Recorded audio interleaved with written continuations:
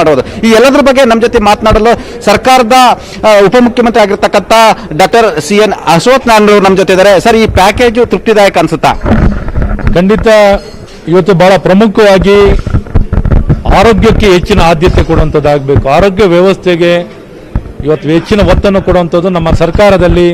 ಇವತ್ತು ಎಲ್ಲ ಸರ್ಕಾರಿ ಆಸ್ಪತ್ರೆಯಲ್ಲಿ ಚಿಕಿತ್ಸೆ ಕೊಡೋರಿಗಾಗಲಿ ಅಥವಾ ಖಾಸಗಿ ಆಸ್ಪತ್ರೆಯಲ್ಲಿ ದಾಖಲಾಗ್ತಿರೋಂಥ ಸರ್ಕಾರದ ಮೂಲಕ ದಾಖಲಾಗ್ತಿರೋಂಥವರಿಗೆ ಔಷಧಿ ಮಾತ್ರೆಗಳಾಗಲಿ, ರೆಮಿಡಿಸಿವಿರ್ ಆಗಲಿ ಎಲ್ಲವನ್ನೂ ವ್ಯಾಕ್ಸಿನೇಷನ್ನು ಮತ್ತು ಮೂಲಭೂತ ಸೌಕರ್ಯ, ಆಕ್ಸಿಜನ್ ಜನರೇಟರ್ ಎಲ್ಲ ಸೌಕರ್ಯಗಳನ್ನು ಹೆಚ್ಚಿಸಲಿಕ್ಕೂ ಬಹಳಷ್ಟು ಒತ್ತನ್ನು ಕೊಟ್ಟು ಕೆಲಸ ಮಾಡ್ತಿರುವಂಥದ್ದಿದೆ.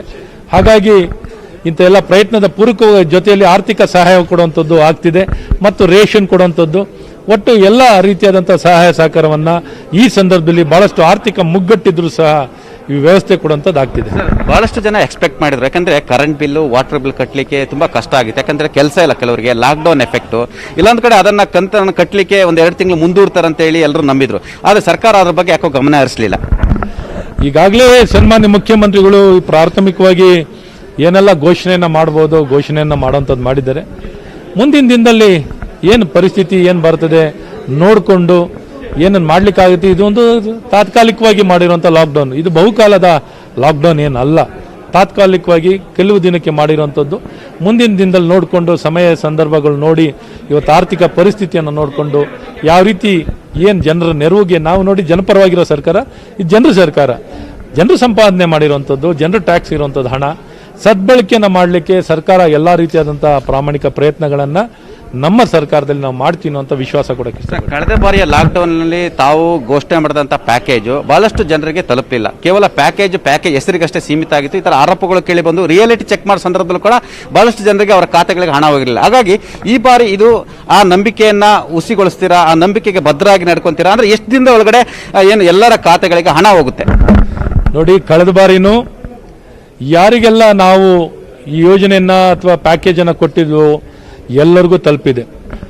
ಆದರೆ ಏನೊಂದು ವಿಳಂಬ ಆಗಿತ್ತು. ವಿಳಂಬ ಯಾಕಾಯಿತು ಅಂದರೆ ಮಾಹಿತಿಗಳು ಇವತ್ತೇನು ಆನ್ಲೈನಲ್ಲಿ ಕಂಡೀಷನ್ಸ್ಗಳು ಜಾಸ್ತಿ ಇದ್ದು, ಈ ಕಂಡೀಷನ್ಗಳು ಜಾಸ್ತಿ ಇದ್ದ ಕಾರಣ ಅವರಿಗೆ ಪಡ್ಕೊಳ್ಳಿಕ್ಕೆ ತ್ವರಿತವಾಗಿ ಪಡ್ಕೊಳ್ಳಿಕ್ಕೆ ಸಮಸ್ಯೆ ಆಗಿತ್ತು. ಅದನ್ನು ಬಗೆಹರಿಸಲಿಕ್ಕೆ ಇವತ್ತು ಕಾನೂನಲ್ಲಿ ಇವತ್ತು ಸಾಕಷ್ಟು ಸಡಿಲಗೊಳಿಸಿ ಡಿಜಿಟಲ್ ಆನ್ಲೈನಲ್ಲೇ ಎಲ್ಲ ರೀತಿಯಾದಂಥ ಮಾಹಿತಿಗಳನ್ನು ಪಡ್ಕೊಂಡು ಕಳೆದ ಬಾರಿಗಳನ್ನು ಹಲವಾರು ಲಕ್ಷಾಂತರ ಫಲಾನುಭವಿಗಳಿಗೆ ಎಲ್ಲರಿಗೂ ದೊರಕಿರುವಂಥದ್ದಿದೆ. ಮೊದಲನೇ ಪ್ಯಾಕೇಜಲ್ಲೂ ದೊರಕಿರುವಂಥದ್ದಿದೆ. ಇವತ್ತು ಎರಡನೇ ಪ್ಯಾಕೇಜ್ನಲ್ಲೂ ವೇಗದಲ್ಲಿ ಕೊಡುವಂಥದ್ದಾಗುತ್ತೆ.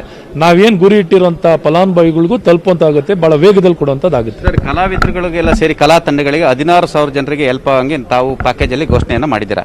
ಇಲ್ಲಿ ಚಲನಚಿತ್ರದಲ್ಲಿ ಕೆಲಸ ಮಾಡ್ತಕ್ಕಂಥ ಕಾರ್ಮಿಕರಿಗೂ ಕೂಡ ಇದು ಆ್ಯಡ್ ಆಗುತ್ತೆ ಸರ್. ಯಾಕಂತ ಹೇಳಿದ್ರೆ ಚಲನಚಿತ್ರ ಕಾರ್ಮಿಕರು ಕೂಡ ಬೀದಿಗೆ ಬಂದಿದ್ದಾರೆ. ಹಾಗಾಗಿ ನಾನು ಈ ಪ್ರಶ್ನೆ ಕೇಳ್ತಾ ಇದ್ದೀನಿ.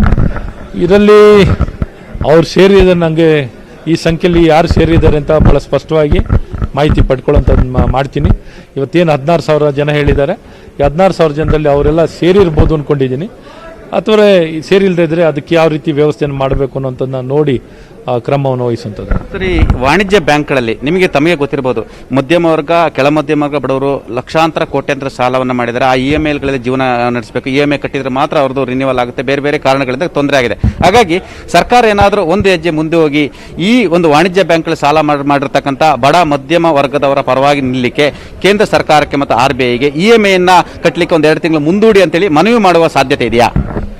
ಖಂಡಿತ. ಈ ಮುಂಚೆನೂ ನೋಡಿ, ರಿಸರ್ವ್ ಬ್ಯಾಂಕ್ ಆಫ್ ಇಂಡಿಯಾದವರು ಸಾಕಷ್ಟು ರಿಲ್ಯಾಕ್ಸೇಷನ್ ಕೊಟ್ಟಿರುವಂಥದ್ದಿದೆ.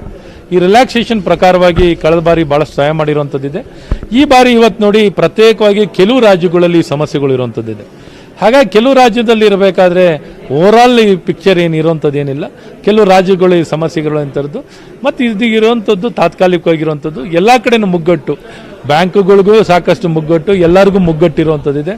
ಒಟ್ಟಾರೆ ಈ ಪರಿಸ್ಥಿತಿಯಲ್ಲಿ ಏನೆಲ್ಲ ಒಳ್ಳೇದು ಮಾಡಲಿಕ್ಕಾಗುತ್ತೋ ಸರ್ವ ಪ್ರಯತ್ನಗಳನ್ನು ಎಲ್ಲ ಸಂಘ ಸಂಸ್ಥೆಗಳು, ಎಲ್ಲ ಸ್ವಾಯತ್ತತೆ ಇರುವಂಥ ಸಂಸ್ಥೆಗಳು ಎಲ್ಲರೂ ಈ ದಿಕ್ಕಿನಲ್ಲಿ ಕೆಲಸವನ್ನು ಮಾಡ್ತಿದ್ದಾರೆ. ನಿಮ್ಮ ಪ್ಯಾಕೇಜು ಆಶಾ ಕಾರ್ಯಕರ್ತರಿಗೆ ನೆರವಾಗ್ತಿದೆಯಾ? ಖಂಡಿತ. ಎಲ್ಲರಿಗೂ ಇವತ್ತು ನೋಡಿ ಇನ್ಸೆಂಟಿವ್ಸ್ ಕೊಡ್ತಿರೋದು, ಸಂಬಳ ಕೊಡ್ತಿರೋದು ಎಲ್ಲರಿಗೂ ಆಗ್ತಿರೋಂಥದ್ದಿದೆ. ಎಲ್ಲರಿಗೂ ಸಹಾಯ ಸಹಕಾರವನ್ನು ಈ ಕಾರ್ಯದಲ್ಲಿ ತೊಡಗಿರುವಂಥ ಪ್ರತಿಯೊಬ್ಬರಿಗೂ ಸಹಾಯ ಮಾಡುವಂಥದ್ದಾಗ್ತಿದೆ. Thank you sir. ಇವಿಷ್ಟು DCM ಅಶ್ವಥ್ ನಾರಾಯಣ ಅವರ ಅಭಿಪ್ರಾಯ. ಒಟ್ಟಾರೆ ಈ ಪ್ಯಾಕೇಜ್ ಬಹಳಷ್ಟು ಜನರಿಗೆ ಅನುಕೂಲ ಆಗುತ್ತೆ ಅಂತ ಹೇಳ್ತಿದ್ದಾರೆ. ಆದರೆ ಬಹಳಷ್ಟು ವರ್ಗ